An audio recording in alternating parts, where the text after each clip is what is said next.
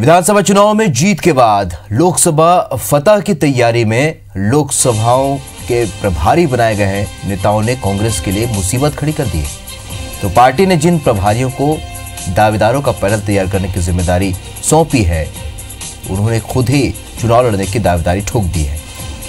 तो मध्य प्रदेश कांग्रेस के 29 लोकसभा प्रभारियों में से करीब आधे प्रभारी चुनाव लड़ने की तैयारी कर रहे हैं।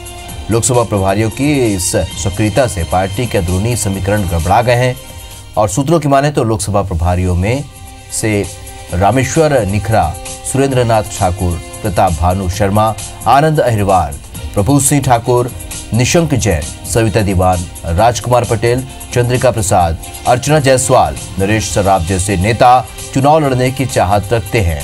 रामेश्वर निखरा और सविता दीवान होशंगाबाद से दावेदारी कर रहे हैं, तो वहीं सुरेंद्र सिंह ठाकुर भोपाल से टिकट की चाह रखते हैं।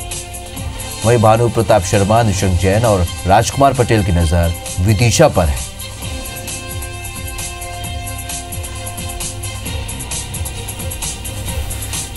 कांग्रेस कोई संगठन नहीं रहा, कांग्रेस अलग अलग व्यक्तियों का समूह हो गया है और इसलिए कोई पार्टी का भाव, संस्था का भाव कांग्रेस के लिए काम करने वाले लोगों में नहीं है। कि प्रभारियों का काम चुनाव के पहले का है, वो अपने प्रभाव क्षेत्र में जाके कौन सबसे अच्छा कैंडिडेट हो सकता है, कौन लड़ने में सक्षम है और लड़के जीतने में सक्षम है, तमाम रिपोर्ट उन्हें देनी है। और मैं समझती हूँ 29 प्रभारियों में से मुश्किल से दावेदार भी होंगे तो 2 या 3 से ज़्यादा नहीं होंगे।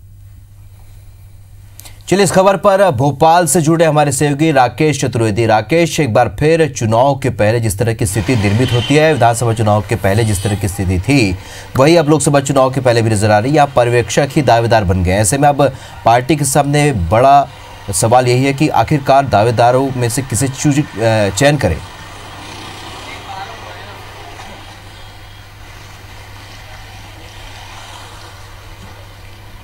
बिल्कुल, निश्चित तौर पर हम कह सकते हैं कि कांग्रेस में अब तक सब कुछ ठीक चल रहा था और जिस तरह से रणनीति थी कि इस बार जो बीजेपी की कब्जे वाली सीटें हैं उनको भी हासिल करना है, लेकिन जब जो लोकसभा प्रभारी बनाए गए इन्होंने खुद को लेकर जो दावेदारी ठोकी है, उसके बाद कह सकते हैं कि कांग्रेस की फिलहाल जो अब तक की रणनीति थी वो है कहीं ना कहीं गड़बड़ा गई है, क्योंकि जो लोकसभा प्रभारी की जिम्मेदारी सौंपी गई थी उसमें सबसे मुख्य रूप से भूमिका उनको निभाना तय था। एक तो यहाँ पर कि उस सीट पर जीत की रणनीति तैयार करना, इसके साथ ही वहां पर जो संभावित प्रत्याशी है उनका पैनल भी तय इन प्रभारियों को ही करना है। लेकिन प्रभारी ये पैनल तय करने के बजाय जो है खुद को उन्होंने दावेदारी ठोक दी है। तो निश्चित तौर पर ये कांग्रेस के लिए ठीक संकेत नहीं है, क्योंकि मध्य प्रदेश में बात करें तो फिलहाल लोकसभा सीटें हैं उन पर बीजेपी का कब्जा है। पिछले चुनाव की बात करें तो 29 में से 27 सीटें बीजेपी ने कब्जे में थी। हालांकि एक बीच में उपचुनाव हुआ और कांग्रेस के कांतिलाल भूरिया एक सीट वापस ले आए। तो फिलहाल जो स्थिति है वो 26 सीटें बीजेपी के पास है, 3 सीटें कांग्रेस के पास है। और अब तक कांग्रेस ने जो पूरी रणनीति तैयार की थी, चाहे वो बाबूलाल गौर की बात करें, उनको ऑफर देने की बात करें,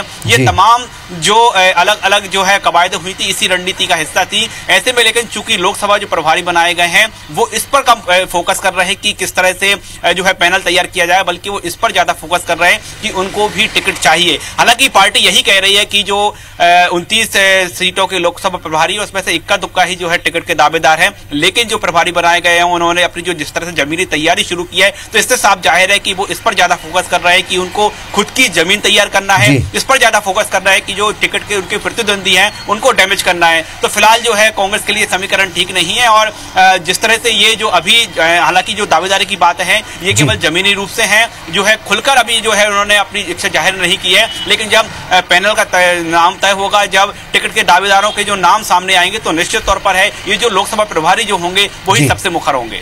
जी राकेश, कैसे क्या लगता है कि किस तरीके से इस पूरे जो घटनाक्रम से उभर पाएगी कांग्रेस से? जो प्रभारी हैं वो दावेदार बने हैं, तो आगे कांग्रेस का क्या स्टेप होगा?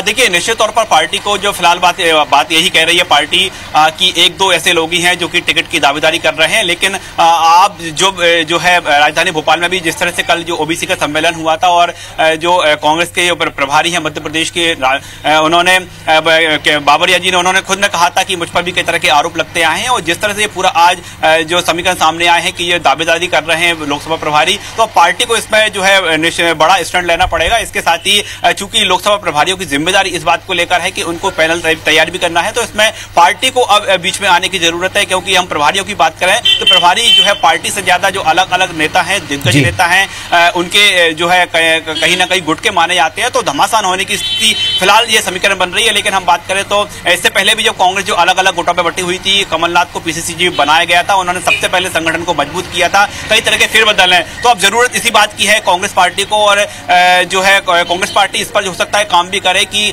कमलनाथ फिर जो है एक सक्रिय भूमिका में आए। उनका जो मुख्य रूप से वो है 1-to-1 चर्चा भी कर सकते हैं। हालांकि उनके पास सरकार की जिम्मेदारी भी है, लेकिन कहीं ना कहीं कमलनाथ को इस पूरी भूमिका में आना पड़ेगा, तभी जो इस तरह का घमासान है ये समझ सकेगा। अन्यथा यही होगा कि जिस तरह से कांग्रेस में जो टिकट वितरण को लेकर स्थिति बनती है, जो एक दूसरे पर आरोप लगाने की स्थिति बनती है, यहाँ तक कि कई बार जो है मार पीट की भी स्थिति निर्मित हो जाती है। तो इस तरह के समीकरण फिलहाल बनते दिखाई दे रहे हैं। लेकिन ये माना जा रहा है कि कमलनाथ फिर अपनी पार्टी को उसी भूमिका में आएंगे, संगठन को मजबूत करेंगे, और जो दिशा निर्देश जो है हाईकमान की ओर से आए हैं उसको लेकर जो है कमलनाथ महती भूमिका निभा सकते हैं। और जो तमाम प्रभारी बनाए गए हैं उन कहीं ना कहीं बैठने का जो है उनको इशारा किया जा सकता है कि आपकी जो भूमिका है केवल लोकसभा सीट तक है। हालांकि इसके असर कम ही रहेंगे कि एक भी जो है दावेदारों को टिकट नहीं दिया जाए। ये भी स्थिति बन सकती है कि कुछ सीटों पर कांग्रेस समझौता भी कर सकती है। ऐसी सीट जहां से की जो लोकसभा प्रभारी है वहां से प्रमुख दावेदारों में उनके नाम है, तो ऐसे लोगों को भी जो है कांग्रेस पार्टी को टिकट देना पड़ेगी। चलिए राकेश, तो एक बार फिर कमलनाथ को अपनी भूमिका तय करनी होगी। जिस तरीके से विधानसभा चुनाव के दौरान तमाम चीजों को उन्होंने संभाला, एक बार फिर कमलनाथ के ऊपर दारोमदार आ गया है। फिलहाल इस जानकारी के लिए आपका बहुत बहुत शुक्रिया।